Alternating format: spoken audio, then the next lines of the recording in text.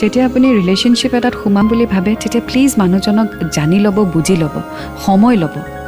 6 months 7 months is not just enough to know a person আৰু বিশেষকৈ আজিৰ দিনত আগতে বহুত বেলেগ কথা আছিলে বাট এতিয়া ইমান বেছি ফাষ্ট হৈ গৈছে পৃথিৱীখন সব মানুহ ইমান ডিজিটেল হৈ গৈছে সবৰে মানুহৰ লাইফত ইমান মানুহ নহয় গতিকে আপুনি যদি ইম্পৰ্টেন্স নিদিয়ে বেলেগে কৰবাত নহয় কৰবাত ইম্পৰ্টেন্স এটা দিবই কাৰণ লাইফত মানুহ ইমান বেছি হৈ পৰিছে সোশ্যাল মিডিয়াৰ জৰিয়তে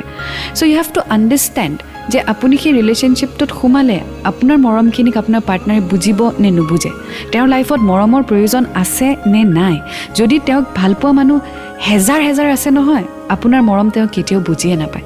so if you want to get into a relationship you should know the person well তেওঁৰ লাইফষ্টাইল তেওঁ কেনেকৈ থাকে তেওঁ কি ভাল পায় কেনেকুৱা ধৰণৰ এটেনশ্যন তেওঁৰ লাইফত কিমান মানুহ আছে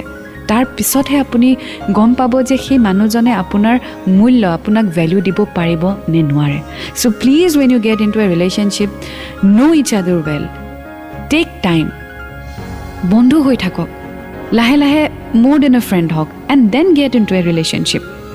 ঘপকে এমাহ দুমাহ লগ পাই I love you too 6 months থাকিলে 7 monthsত ব্ৰেকআপ কাৰণ আজিকালি কাকো প্ৰয়োজনে নাই মৰমৰ কাৰণ ইমান মানুহে মৰম কৰে ইমান মানুহে ভাল পায় so partner changing is like a thing of changing clothes so please relationship ot humwar agote time lobo please